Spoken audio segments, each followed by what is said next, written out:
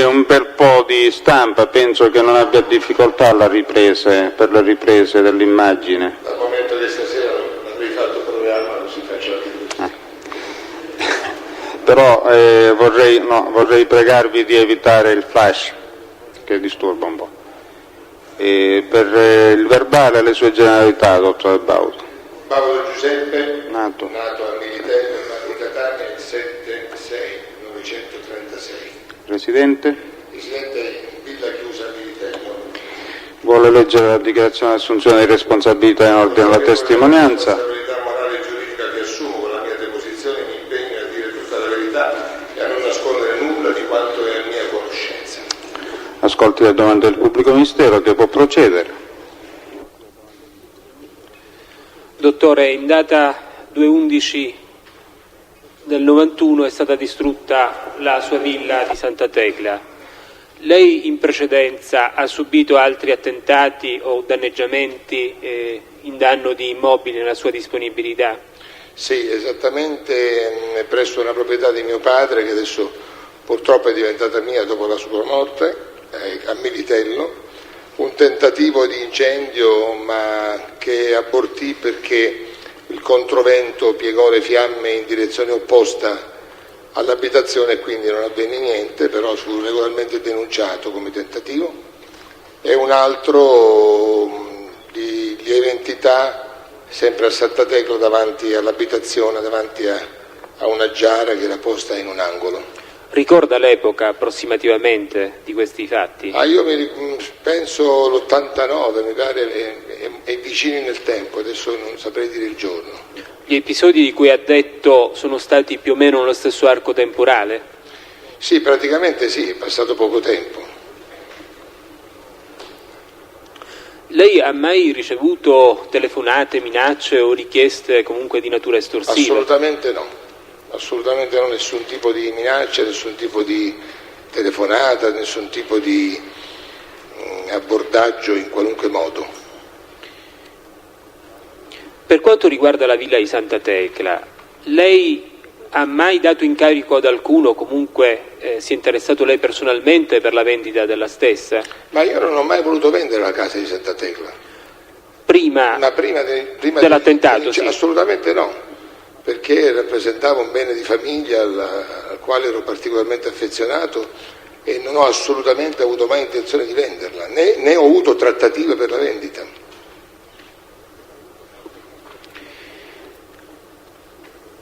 Per quanto riguarda la casa di Santa Tecla, vi era soltanto una cucina nella villa oppure vi erano più locali adibiti a cucina, dottore? No, c'era una cucina la quale fungeva anche da camera da pranzo, era un tinello con camera da pranzo annessa e poi no, c'era un cucinotto in una dépendance, quindi erano queste la situazione insomma di cucina. E come impianto di gas era un impianto autonomo con sì, bombole? Penso che ci fosse la bombola, penso che come un normale impianto di una casa di campagna. Ancora non c'è nemmeno lì il metanodotto, quindi si va sempre a bombola. E lei la teneva sempre efficiente, per ogni evenienza? Ma io mi reco spesso lì, insomma ci vado spesso, quindi era in perfetto stato funzionale la casa. C'è qualche persona, addetta alla cura? Sì. Può indicare il nome? Sì, dunque si chiama Bosco, sia lui sia la sorella, lui si chiama Ferdinando, la sorella si chiama Sara, i quali si occupano della gestione, del terreno e anche della manutenzione della casa. Lei quando ha avuto notizia di quest'ultimo attentato che ha distrutto la sua villa? Io l'ho villa? avuto esattamente in televisione perché stavo preparandomi a fare Domenica In per la domenica. Mi pare che l'incendio sia scoppiato tra il sabato e la domenica e quindi io ho preferito continuare a fare lo stesso la trasmissione per la quale ero impegnato e poi l'indomani sono venuto qui per essere ovviamente interrogato. Per quanto riguarda la vicenda di Villa Chiusa, lei ha mai saputo se erano stati in qualche modo individuati gli autori dell'attentato? Senta, noi abbiamo fatto una denuncia alla Tenenza dei Carabinieri di Vizzini, perché è competente per il territorio, e non ho saputo più niente. Poi tempo fa ho saputo che erano stati individuati perché avevano trovato una tanica di benzina, di più non saprei dirle. Non ricorda i nomi? No, assolutamente. Comunque ha avuto notizia di un procedimento in danno nei confronti di alcune di queste persone? No, sarei stato forse avvertito se ci fosse stato un procedimento. Lei ha posseduto unità immobiliari nella zona del Siracusano? Molti anni fa, assieme a un mio lontano parente, ho acquisito un terreno in una zona che si chiama Muro di Porco, è una zona dalla parte di Fontane Bianche, e poi l'abbiamo ceduta in permuta, come si usa dire, a un costruttore, l'ingegner Pancera, e quindi mi assegnò una piccola abitazione. Però dopo un paio d'anni mio padre l'ha venduta perché non ci si andava mai. Più o meno li può collocare nel tempo questi eventi? Io penso, non vorrei sbagliarmi, ma siamo intorno agli anni '80, insomma. Diciamo, quando ha avuto la disponibilità nell'ultimo periodo, andando a ritroso nel tempo di una... sempre intorno agli anni '80, l'abbiamo tenuta soltanto 2 anni e poi l'abbiamo venduta, ma penso che ci sia un atto pubblico dal quale si può desumere quando è stata venduta la casa. Ma era stato costruito, diciamo, un complesso edilizio in... No, l'ho costruito io, il villaggio turistico. No, dico, era stato costruito. Sì, l'ingegner Pancera con regolare licenza ha fatto delle villette che ancora ci sono. Ricorda se aveva una denominazione questo complesso edilizio? Ma io lo chiamavo sempre Muro di Porco perché mi faceva anche sorridere il termine, insomma. Poi chi lo chiamava Costa Bianca, non abbiamo dato un nome. Sa se qualcuno faceva riferimento al suo cognome per individuare l'unità immobiliare?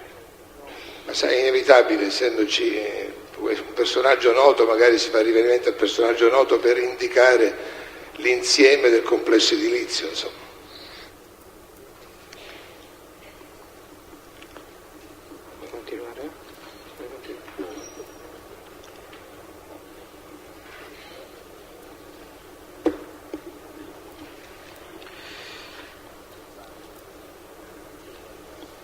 Dottor Baudo, a prescindere dalla unità immobiliare di cui abbiamo appena detto, a Catania lei è stato proprietario e proprietario di terreni siti in Mascalucia?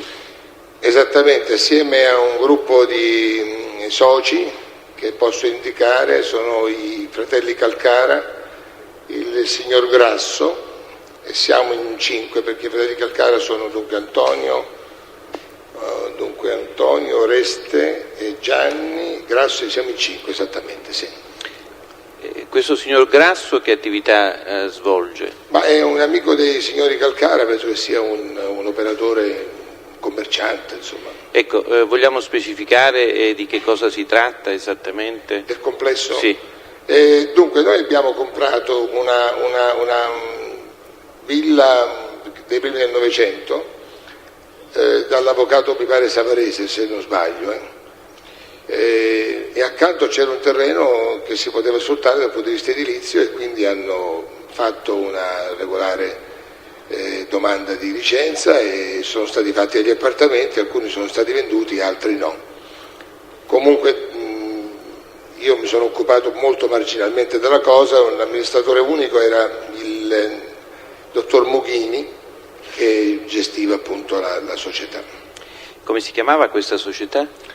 Dunque, la società, questa delle nuove unità immobiliari, mi pare Torre Grifo, una Torre Grifo e l'altra non me lo ricordo. E la Freccia d'Oro? La Freccia d'Oro è precedente, è molto precedente, intorno agli anni 70, 72. Mio padre comprò un appezzamento che sta al nord di Mascalucia e lì assieme ai Calcara e sempre all'avvocato Ielo, che era un altro socio, abbiamo fatto diciamo, condominio, ecco, che poi è stato venduto a Trans. Quindi mi faccia capire, dottore, si tratta di due complessi e quindi di due società completamente diversi. Ecco, ma limitrofi o No, non comunque sono vicini? no, sono nella stessa area, ma sono distanti Sempre a Mascalucia. qualche chilometro, sì. Quindi prima la Freccia d'Oro come società costituita con chi? Con Calcara sempre, con l'avvocato Ielo. Ecco, e poi questa società si è poi sciolta? L'abbiamo diciamo, allargata per quanto riguarda i suoi componenti, sono rimasti Calcara e poi per ultimo si è inserito appunto questo signor Grasso. E per quanto riguarda l'altra società a cui faceva riferimento, ricorda adesso il nome? Dunque, io ho detto prima, quale ho detto? Torre Grifo. Torre Grifo e mi pare Oreste, insomma, San Rocco. Ecco. San Rocco è quindi un altro complesso? No, vede, sono limitrofi perché la parte che è stata lottizzata e sulla quale sono stati fatti 9 appartamenti è una società e poi questa villa che abbiamo ristrutturata, perché era una villa molto cadente, come ho detto prima, costruita prima nel Novecento, l'abbiamo ristrutturata e quindi fa parte di un'altra società, ma insomma, però i soggetti sono i medesimi. Sempre lei unitamente ai Questi signori. Lei poc'anzi ha parlato di questa proprietà acquistata dall'avvocato Savarese, è sicuro del cognome? Onestamente no, mi ricordo lei, che era un avvocato. Sul punto, quando era stato sentito dal pubblico ministero, il 30 dicembre del 93 aveva parlato dell'avvocato Geraci. Sì, ma l'avevo confuso effettivamente. Quindi è vera. Adesso non saprei però dire se veramente si chiamasse Savarese, ecco, perché è una cosa di molti anni fa e non ricordo. E lei, dottore, è ancora inserito in questa società? Certo. Mentre la Freccia d'Oro è estinta perché ha concluso il suo essere sociale. E in questo complesso vi sono diversi appartamenti, stiamo parlando di San Rocco. Questo nuovo? Sì. Sono parecchi appartamenti, io l'ho visitato pochissime volte per via dei miei impegni, insomma, è un complesso, mi pare che siano 3 palazzine.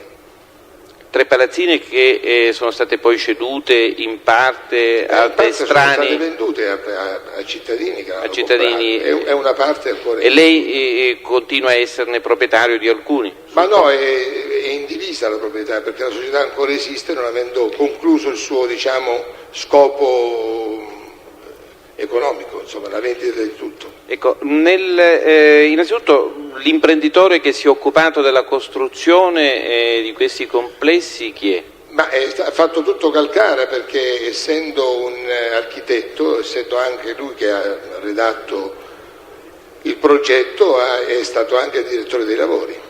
Quindi ha eseguito i lavori. Sì, esattamente. Come si chiama? Calcara? Calcara Antonio, sono fratelli, c'è qualche altro Calcara? Sì, c'è un Calcare Oreste che è un geometra e un Calcare Gianni che è un professore e un medico.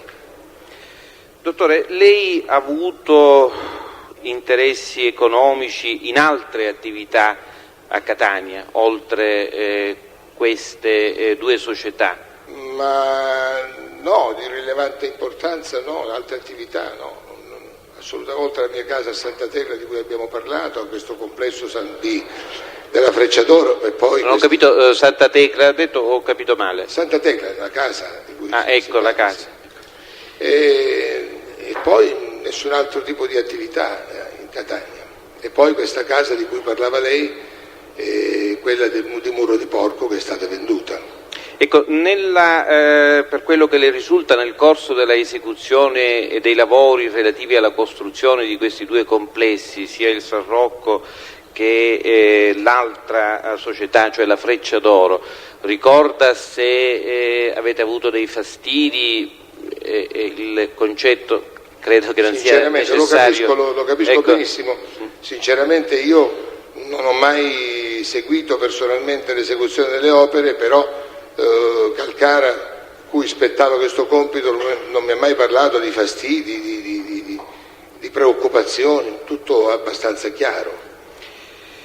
Dottore, lei ha avuto interessi economici in ordine alla costruzione dell'albergo Sheraton di Catania? Assolutamente no. ha qualche amico che comunque le risulta interessato economicamente all'albergo Sheraton? Assolutamente no, assolutamente no. Ha avuto interessi economici nella costruzione o comunque nella gestione di alcune cliniche No. operanti a Catania? No, mai. Conosce i fratelli Palmieri, i costruttori? No. Questa era una domanda che già le era stata fatta. È stata fatta questa domanda, ho detto che non li conosco e continuo e ribadisco dicendo che non li conosco. Nel corso di precedenti interrogatori.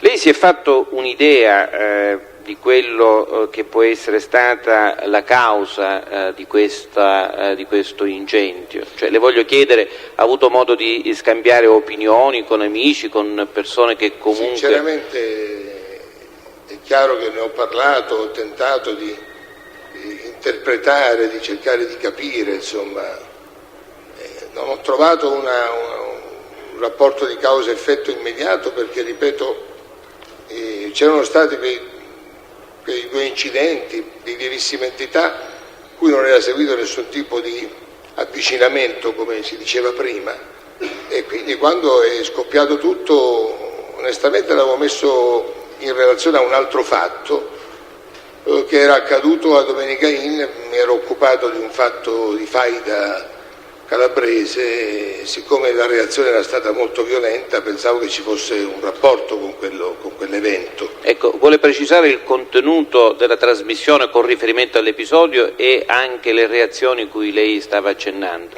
Beh, abbiamo parlato di un caso che è molto noto, è una faida che si svolge in una cittadina calabrese di Cittanova, dove da anni purtroppo c'è un genocidio tra due famiglie. E allora io ho portato a conoscenza del pubblico attraverso il mio spettacolo, il mio programma, il mio contenitore di domenica, come era avvenuta questa faida, cioè il percorso che aveva avuto, e parlando anche dell'unico superstite che era un ragazzo. Nel corso della settimana ho ricevuto una telefonata nella quale mi si diceva di correggere completamente quanto espresso perché era completamente falso, in termini molto, molto duri. Quando è accaduto appunto il fatto di Santa Tecla l'ho immediatamente, psicologicamente, epidermicamente attribuito a quel fatto. Ecco, la faida quale famiglia riguardava, se è in grado di dircelo? La faida Facchineri. E l'altra famiglia? No, è denominata così quella faida soltanto. No. Sì, cioè come indicazione di carattere generale. Lei ricorda se, a prescindere da questo, a parte questo episodio, vi siano stati altri suoi interventi televisivi in epoca ovviamente più prossima all'incendio che per il contenuto dei suoi interventi potrebbero teoricamente aver determinato reazioni? Beh, vede, quando è capitato, quando si è affrontato l'argomento, cominciando dal delitto Chinnici, quando è accaduto, purtroppo capitò proprio alla vigilia, il giorno prima del Festival di Taormina, e allora iniziai lo spettacolo ovviamente stigmatizzando il fatto e poi invitando il pubblico a raccogliersi, pur ovviamente dovendo fare lo stesso lo spettacolo per la vecchia teoria per cui lo show bisogna comunque farlo, e tutte le altre volte in cui sono stato ospite di contenitori, talk show, ho sempre espresso le mie idee in maniera libera, in maniera consapevole, senza nessun tipo di riserva. Ecco, questo fatto però non è molto prossimo all'incendio della sua villa? No, e ce n'è stato uno anche prossimo, perché eravamo, adesso non mi ricordo il periodo esatto, ma il settembre dell'anno precedente, sì, settembre, in un collegamento fatto da Riva del Garda, era un collegamento trilaterale, cioè nel senso che c'era il programma di Santoro e c'era anche il programma di Costanzo, eravamo in tre, e allora io sono stato invitato a a fare un intervento direttamente a Riva del Garda, dove mi trovavo per fare uno spettacolo leggero, e quindi ho espresso anche lì le mie valutazioni, insomma il mio pensiero. Le sue valutazioni su che cosa, dottore? Sul fenomeno delinquenziale, mafioso. E può collocare bene nel tempo? L'incendio è scoppiato nella casa... Novembre è avvenuto del 91. Ecco, a settembre. A settembre del 91. Sì, quando a Riva del Garda si fa uno spettacolo che non si fa più adesso, di anticipazione della nuova stagione televisiva, e si va appunto a settembre, perché parte da settembre la nuova stagione dello spettacolo televisivo. Dottore, lei ha avuto rapporti di affari con Puglisi Cosentino? E mi è stata già fatta questa domanda e l'ho escluso in maniera categorica. Io conoscevo marginalmente Puglisi Cosentino, e l'ho conosciuto perché mi sono sposato e ho offerto il banchetto nel suo albergo, pagando regolare il suo albergo, quello di Santa Tecla? Sì, l'albergo di Puglisi Cosentino. Sì. E non ha avuto mai nessun tipo di rapporto d'affari, assolutamente. Quindi lei lo ha conosciuto soltanto in occasione? Lo conoscevo anche da prima, conoscevo sia lui che il fratello, ma non abbiamo avuto mai rapporti di frequentazione assidua, erano così quelle conoscenze.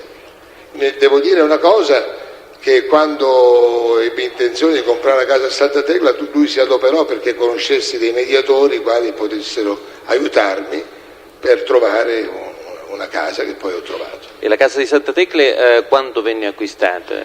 Molti anni fa, io lavoravo ad Antena Sicilia, quindi molti anni fa, 85, 86, insomma molti anni fa. Dottore, lei ricorda di aver frequentato il ristorante Il Rustico di San Gregorio? Io ricordo di aver frequentato tanti ristoranti, perché siccome a causa della purtroppo non bella condizione economica, cioè scusi, di salute dei miei, ma andavo sempre a mangiare fuori, quindi la sera si andava dappertutto, tutti i ristoranti dell'Interland, soprattutto quelli che restavano aperti tardi, perché gli spettacoli si chiudevano all'ora tarda e cercavamo dei ristoranti appunto che potevano accoglierci. Ecco, ricorda in particolare? Io ricordo di esserci stato 5-6 volte anche con mia moglie.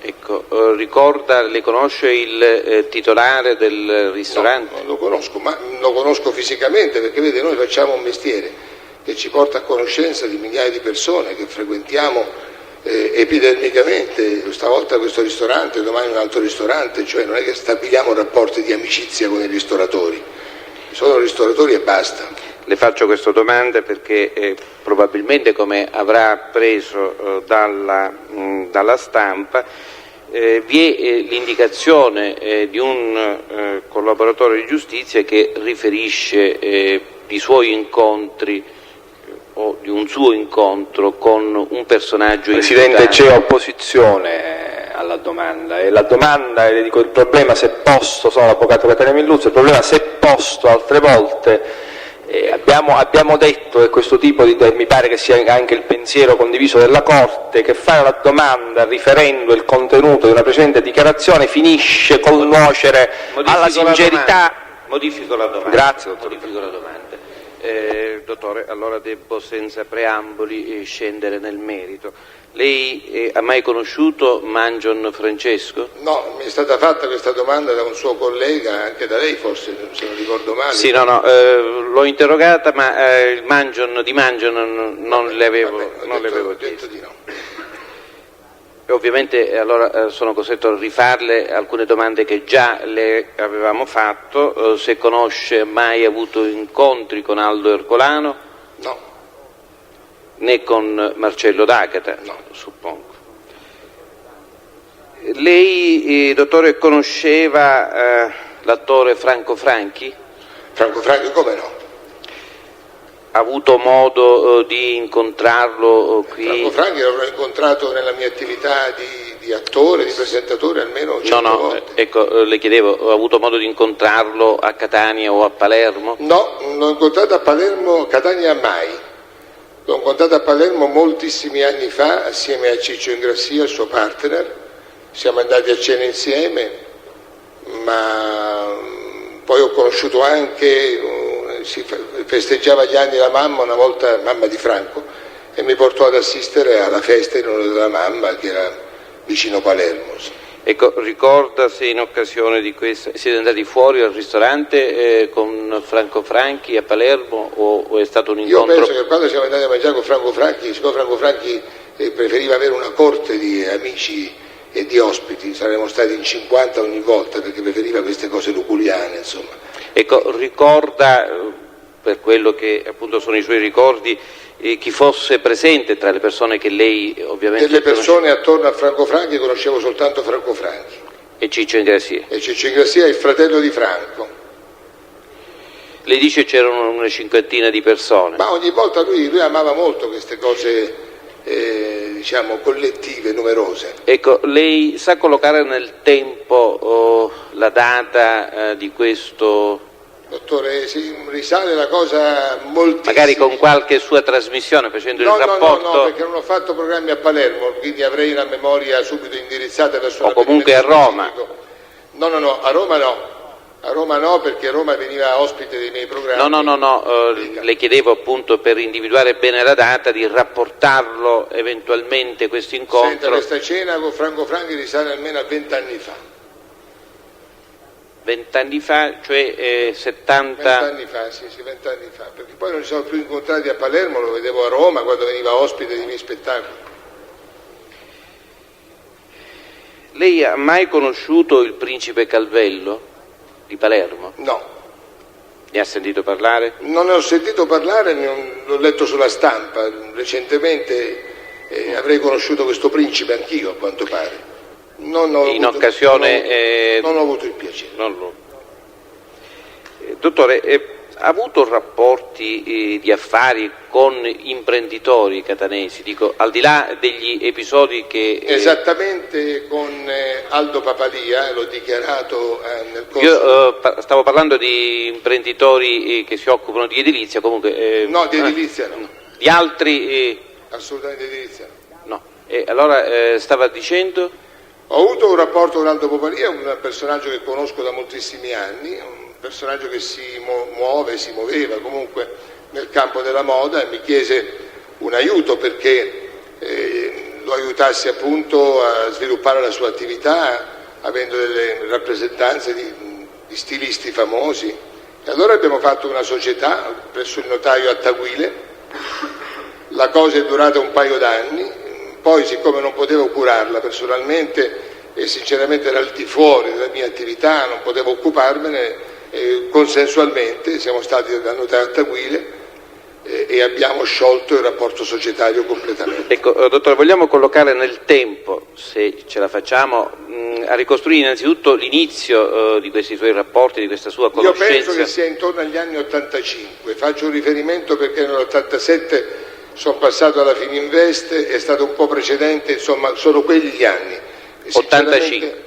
Però è riscontrabilissimo nel verbale di costituzione della società presso il notaio Attaguile che è a via Rocca Romana qui. A me premeva capire quanto tempo prima dalla costituzione della società lei aveva conosciuto... l'avevo conosciuto ad Antenna Sicilia perché io per molti anni venivo tutte le settimane qui a fare degli spettacoli e in quell'occasione io l'ho conosciuto, si è presentato, peraltro una persona simpatica, aveva un fratello avvocato, un fratello mi pare questore o vicequestore e quindi abbiamo così allacciato un rapporto di amicizia, poi mi ha chiesto questa cortesia, potevo farla e alla fine quindi è quello il periodo, però non c'è stata non c'è stato molto tempo tra questa richiesta di collaborazione e la realizzazione del fatto, diciamo poco tempo. Ecco, chi glielo presentò? Si presentò da solo? Sì, si presentò da solo, sì. E in questa società vi erano altri soci o era soltanto lei e il Papalia? Dunque la società c'era un 5% a favore di Francesca Biriaco. E chi è? È una mia amica, perché avrebbe dovuto, diciamo, tutelare i miei interessi, ecco. Eravate quindi soltanto in 3? Sì. E questa società quanto tempo È durata nemmeno un paio d'anni. Un paio d'anni. E non avete avuto più altre occasioni? Non abbiamo avuto soprattutto utili, quindi allora non abbiamo avuto modo più di avere. E avete avuto rapporti di frequentazione con? Sì, ci siamo incontrati qualche volta all'aeroporto, ci siamo salutati, basta. Mi può dire se il Papalia o lei viceversa ha battezzato la figlia? Io l'ho battezzata io. Lei ha battezzato Sì. la figlia? La figlia del Papalia. Quindi mi faccia capire, la figlia del Papalia quando è nata? È nata nel periodo in cui c'era questa società che aveva sede a Vietnea, esattamente nella parte superiore del negozio di Benetton, la parte alta di Quindi Vietnea. E allora lui ebbe la fortuna di avere una figlia, mi chiese di far da padrino, l'ho fatto.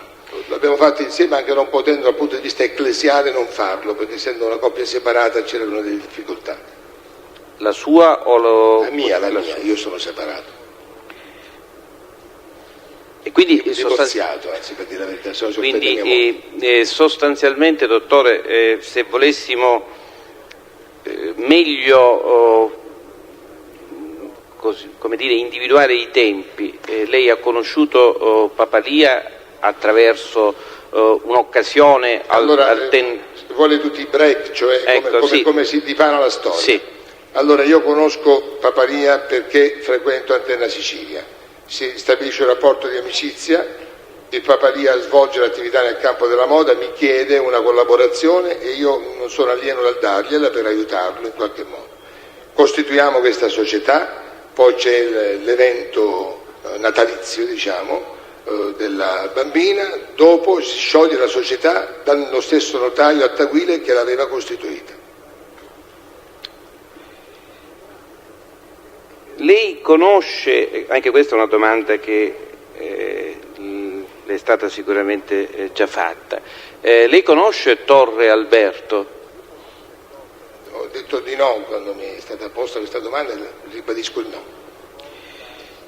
Lei ricorda se attraverso il Papalia abbia avuto ospiti in sue trasmissioni televisive, nel pubblico, personaggi o comunque persone provenienti da Catania?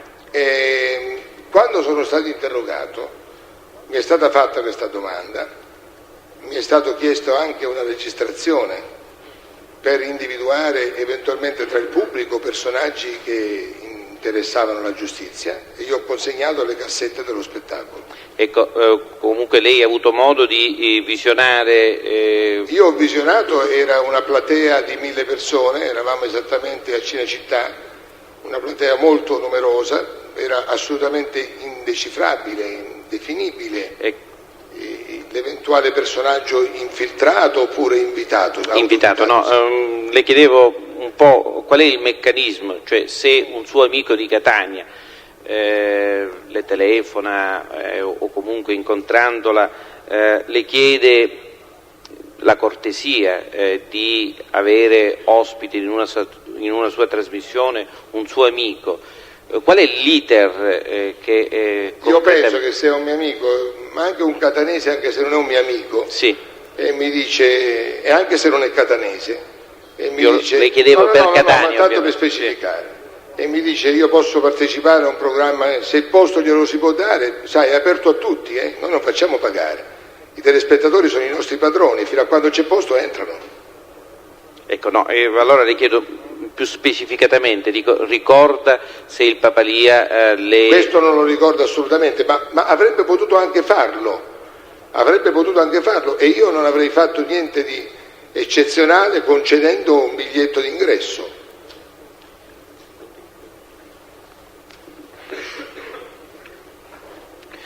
Dottore, lei o sua moglie avete mai avuto la disponibilità di qualche immobile in Sardegna? Sì, non è mio, è di mia moglie l'immobile.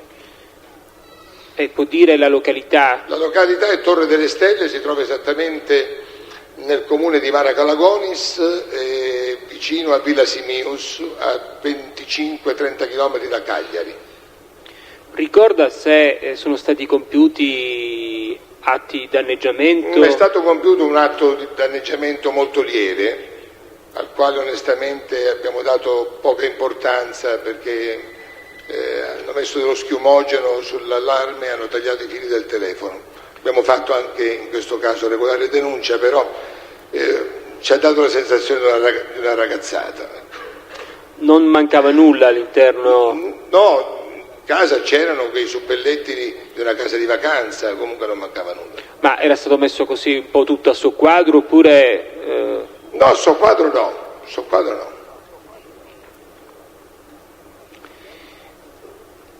Lei ha conoscenze nell'ambito della società Tamoil? Che? Cioè conosce qualcuno della società Tamoil? La Tamoil, quale società sarebbe? Tamoil. Ah, Tamoil, quella Sì. di petrolio, quella di Gheddafi, Sì. no?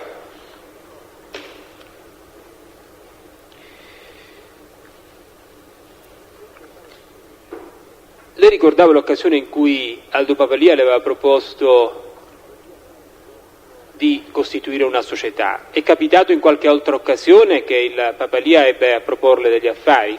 Papalia ha proposto altri affari, però non abbiamo mai fatto nulla. Ripeto, quello è stato l'unico tentativo che è durato soltanto 2 anni e non ci sono state repliche.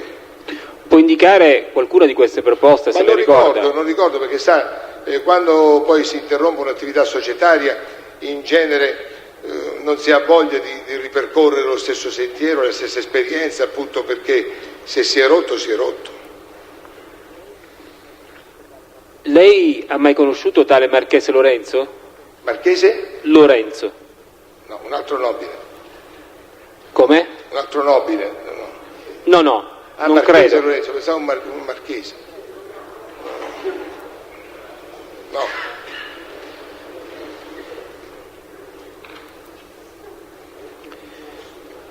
Lei continua a sentirsi almeno telefonicamente con il signor Aldo Papalia? No, non lo sento da parecchio tempo. Può più o meno, tornando indietro nel tempo, ricordare... Ma l'ho incontrato tempo fa all'aeroporto, poi ho letto dai giornali che ha avuto delle difficoltà anche con la giustizia, non ho avuto più nessun tipo di rapporto. Lei ha mai conosciuto tale Piero Puglisi? No.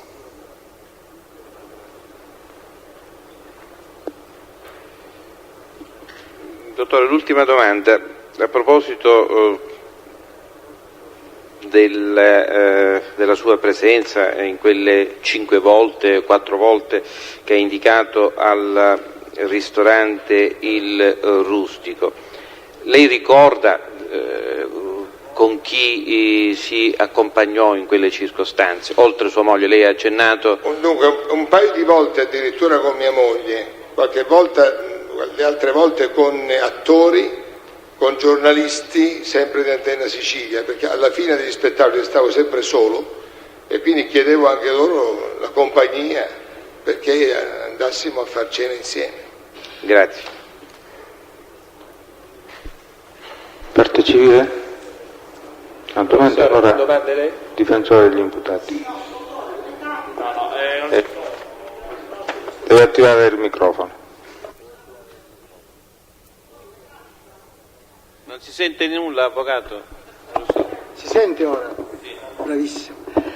Le capita durante queste serate presso qualche ristorante di essere avvicinato da qualcuno magari che con lei vuole scambiare qualche impressione, che con lei vuole brindare con una coppa di champagne, anche se lei non lo conosce?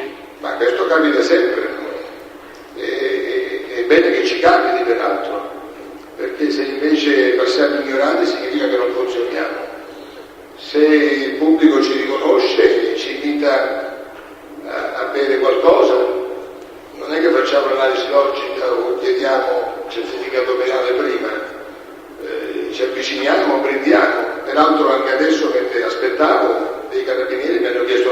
conosco per le loro figlie. Che lei obiettivamente non conosce? Io non conosco e comunque in bianco c'è solo autografo.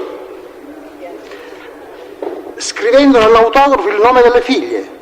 Sì. Con molta confidenzialmente? Perché l'autografo quando è generico non vale nulla, deve essere personalizzato. Ecco, dottore, alla domanda del pubblico ministero circa la sua conoscenza e i suoi eventuali incontri con Ercolano e Mangione, lei ha detto no. Vorrei che lei specificasse, è un no che si riferisce alla conoscenza e agli incontri o soltanto alla conoscenza o soltanto agli incontri? Io penso all'una e all'altra cosa. Ecco. All'una e all'altra cosa. Nient'altro, Presidente. Avvocato Pennisi. Avvocato Pennisi per Sciutto Sebastiano. Dottore Baudo, poc'anzi il pubblico ministero le ha chiesto se avesse mai lei condotto delle trattative per la vendita della villa di Santa Tecla. Lei ha risposto no. Sa dire se venne a conoscenza di voci che correvano in giro circa la vendita o l'acquisto? Sì, come no. Ecco. Come no, in questa casa non la volevano tutti, insomma. Però io non l'ho mai messa in vendita, non ho avuto nemmeno una trattativa telefonica, nemmeno orale, insomma, non ho mai trattato perché non era mia intenzione e sino adesso non è mia intenzione venderla. Lei sa se tra i presunti acquirenti di questa villa vi era un tal Privitera Antonino, commerciante di Acireale? Assolutamente no. Sapeva, venne a conoscenza del presunto, perché sono presunzioni, del presunto importo della trattativa, della vendita? Non avendo mai toccato la vendita. Le voci giravano comunque? Non mi interessava perché, ripeto, la ritenevo una cosa molto delicata e molto cara dal punto di vista sentimentale, come casa. Quindi non era mia intenzione venderla, insomma, lo stato di necessità non c'era. Quindi Privitera Antonino lei non l'ha mai conosciuto? No. Questo glielo dico, dottore Baudo, perché è un'ipotesi investigativa avanzata dai carabinieri che parlano di trattative condotte quasi a buon fine che poi sarebbero state troncate dal suo intervento. Questa trattativa non è stata né iniziata né interrotta. Lei ha costituito mai una società con Mario Ciancio Sanfilippo ed Ennio Virlinzi per delle speculazioni edilizie in località Vindicari? Noi abbiamo un terreno esattamente a Vendicari che ci è stato requisito dalla regione siciliana, per il quale terreno abbiamo in corso anche un'avvertenza al TAR per avere il giusto indennizzo.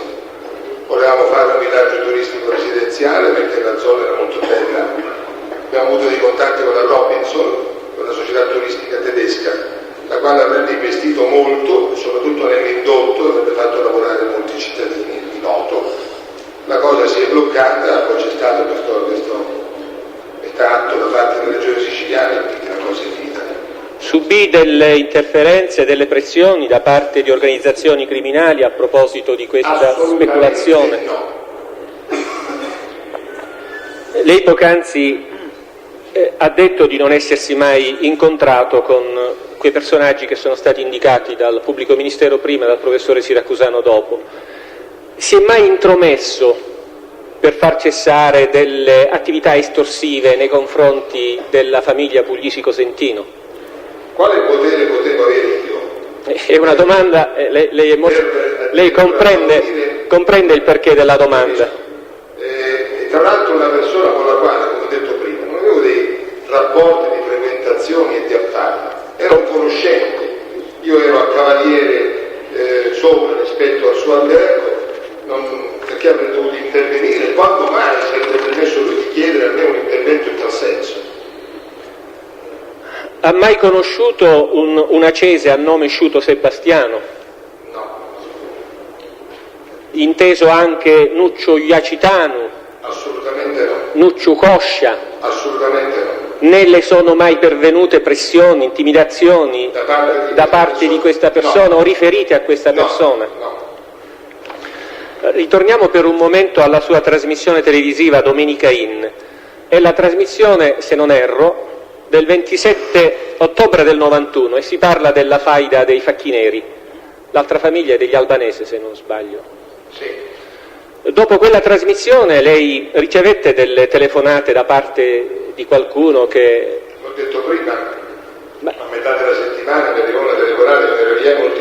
peraltro perché riuscirono a avere il numero privato della nostra redazione, e dall'altra parte, siccome andava in onda contemporaneamente un telefilm che era stato ambientato nella stessa, diciamo, trama, mi si ingiungeva di bloccare la trasmissione in oggetto e di rettificare. E lei come rispose a questa richiesta? Risposi, devo dire, malamente. Sì, che non era non avevo il potere di interrompere la fiction che sarebbe andata in onda di domenica, era una replica peraltro, e che comunque, insomma, la cosa non mi interessava. E per la rettifica? La rettifica, siccome era doveroso farla, eravamo stati un po' generici nel formulare la storia. Proprio quella domenica lì, il sabato era stata incendiata la mia casa, proprio la domenica, io dissi, posso portare anche la registrazione, in relazione a quanto affermato domenica scorsa, eccetera, le nostre erano delle illazioni, eccetera, non suffragate da elementi di prova determinati. Nei suoi confronti vennero rivolte delle minacce, degli insulti?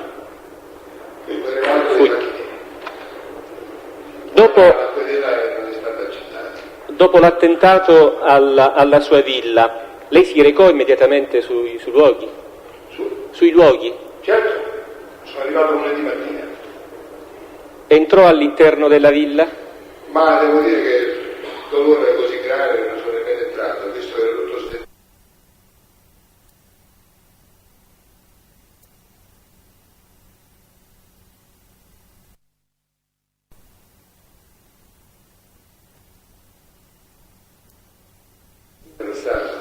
Quindi non entrò,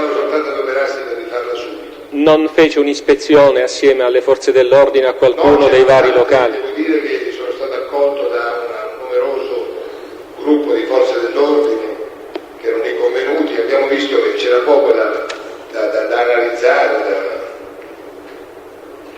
quindi era già finito tutto. E dopo l'attentato qualcuno telefonò alla redazione ANSA per rivendicare questo attentato? L'ho letto sulla stampa delle brigate Falange armate, sì, l'ho letto sulla stampa. Questo avveniva nel mese di novembre?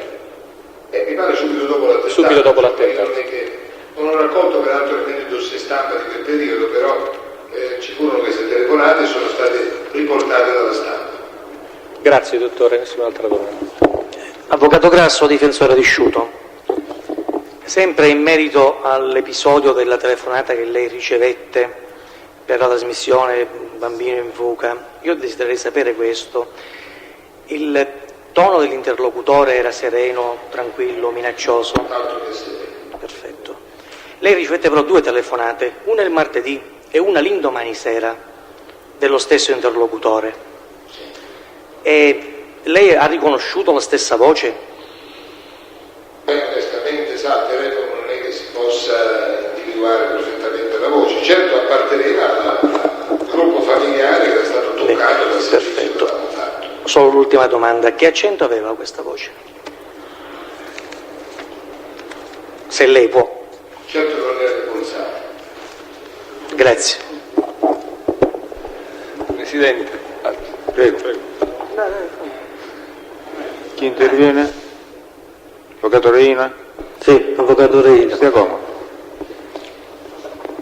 Dottor Baudo, lei conosce Gran Cagnolo Carmelo? No. Conosce Tuccio Salvatore? No. Ne ha mai sentito parlare al di fuori dei giornali, della stampa? Ne ho sentito parlare attraverso la stampa. No, ho detto Al di fuori.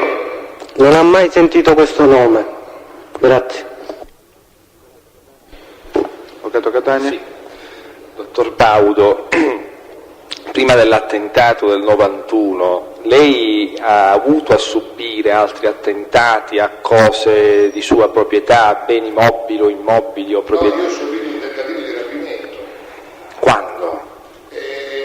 Nell'87, cioè quando ho avuto la mia esperienza televisiva, alla fine e subito dopo, i carabinieri di Roma mi hanno chiamato, comando generale, e mi ha detto che avevano sventato in maniera molto brillante un tentativo di rapimento e io non mi ero accorto di essere stato molto pedinato dalle forze dell'ordine, che si erano travestiti ovviamente, e avevano trovato anche una mappa del rapimento e la stampa poi riportò in maniera molto ampia tutto l'iter che purtroppo avrei dovuto percorrere. Per fortuna è stato evitato.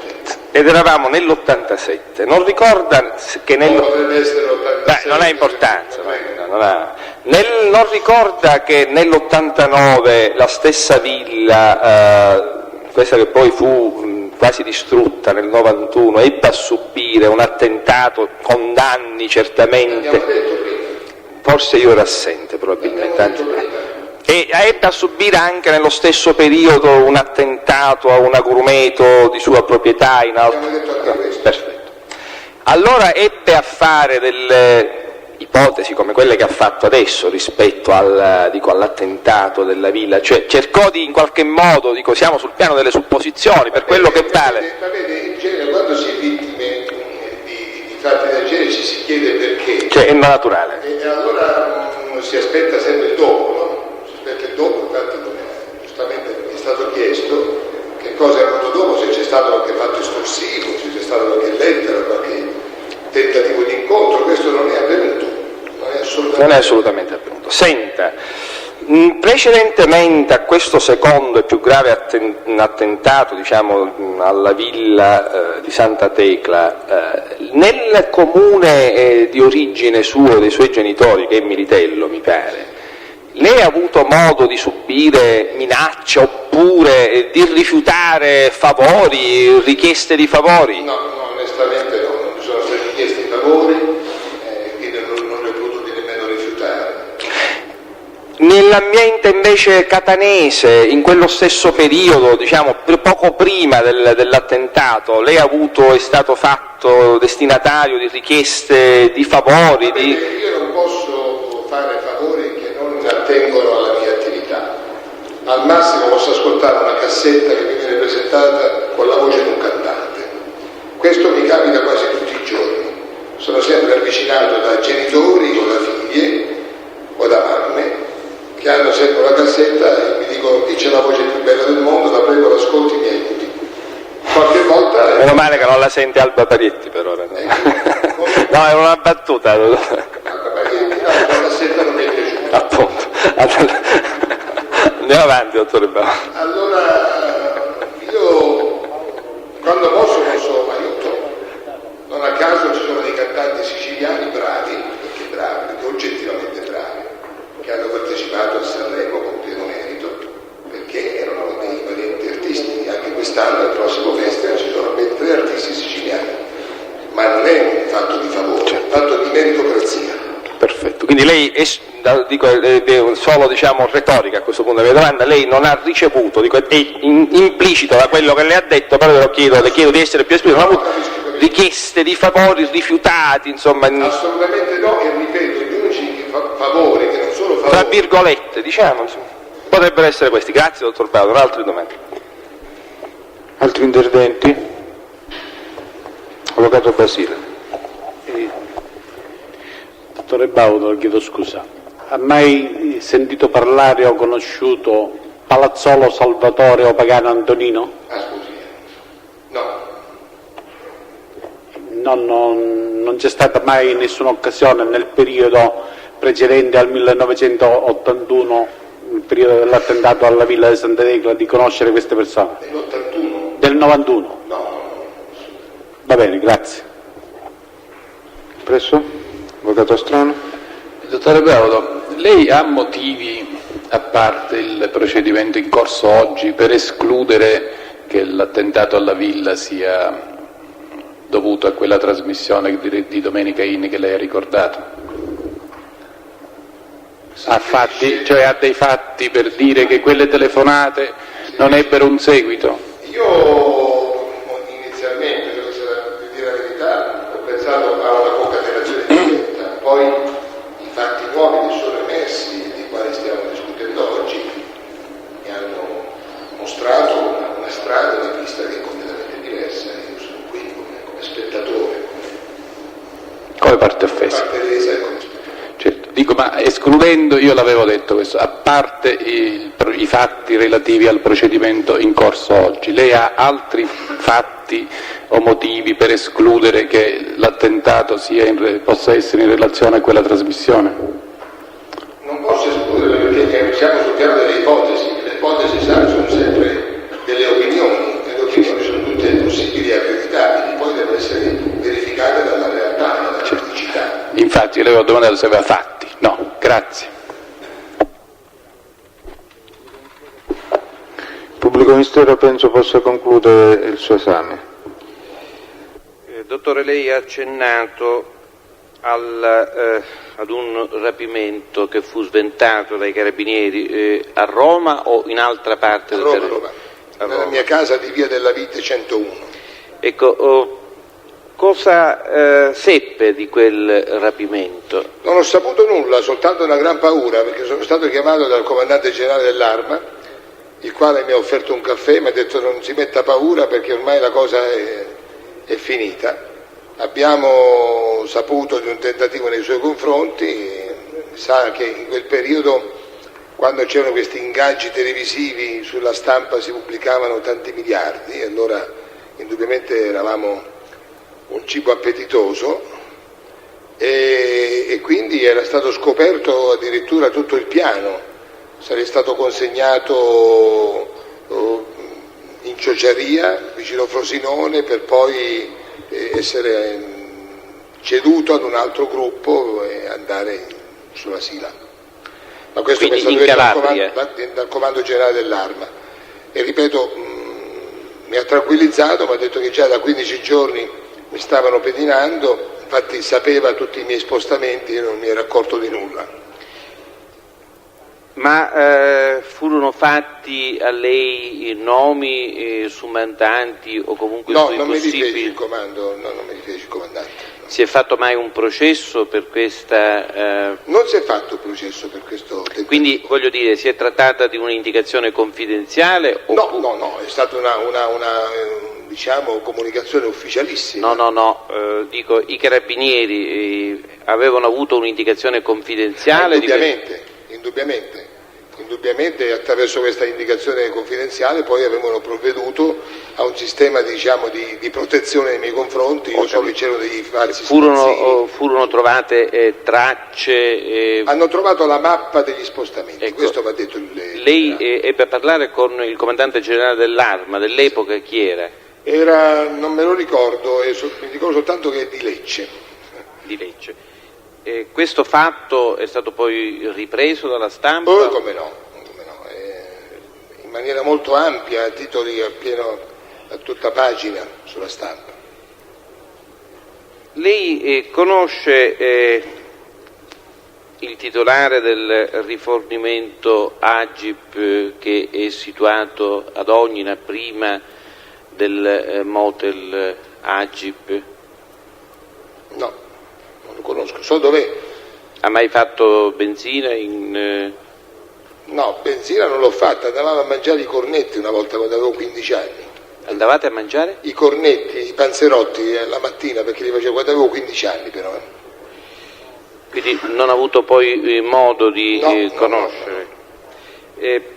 Lei accennava anche alla sua esperienza nella Finvest. Vuole un po' precisare il periodo di questa esperienza? Ma guardi, penso che sia l'87, l'anno cruciale, e poi sono rientrato subito in Rai, tra l'86 e l'87, comunque è verificabilissimo che fu un Quindi fatto. È durato appena un anno? È durato un anno perché il nostro rapporto poi consensualmente si è chiuso, in quanto che il titolo per il quale ero stato assunto, diciamo, alla Fininvest non avevo potuto esercitarlo, c'è la direzione artistica, mi ero trovato quindi in disagio professionale e di comune accordo abbiamo interrotto il contratto, poi sono stato un anno, diciamo, in sabbatico perché non riuscivo a rientrare, e poi sono rientrato e ancora sono qui che faccio il mio mestiere.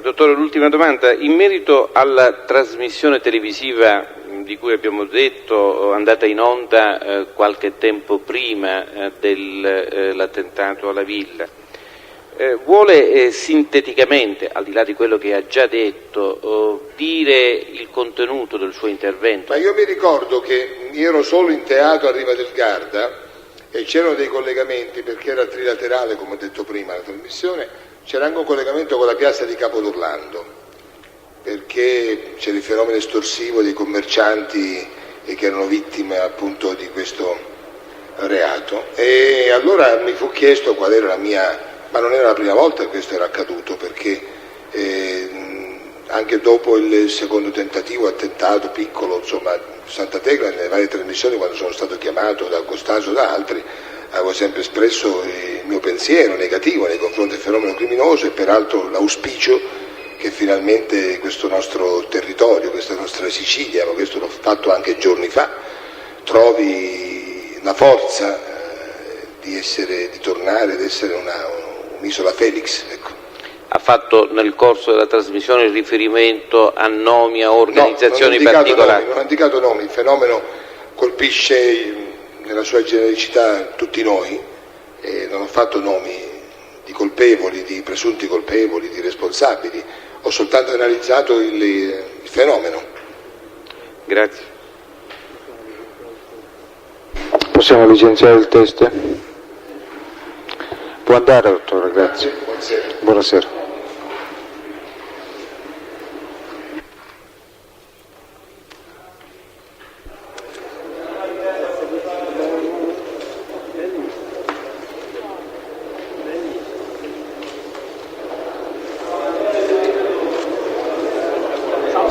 Signori, mi pare che il programma per questo pomeriggio è esaurito, oppure ci sono comunicazioni, domando altro? No. Ancora un momento di attenzione, per favore. Il programma di domani, signor Presidente? Allora ci aggiorniamo a domani. Domani l'udienza è pomeridiana, perché la mattina componenti della Corte sono impegnati altrove. Si può alzare il volume? Ecco. Presidente, Domani mattina non c'è udienza, l'udienza domani è solo pomeridiana, dalle 15:30 in poi. Il programma mi pare che è stato già comunicato dal pubblico ministero, se lo vuole ripetere. erano in forza. Prego? Per domani saranno esaminati il capitano Angelo Iannone dei Carabinieri e Paladino Sebastiano e Romano Lucia, che sono uno imputato di reato connesso, l'altra moglie dell'imputato di reato connesso. Allora signori, buonasera, a domani, ore 15:30 e seguenti.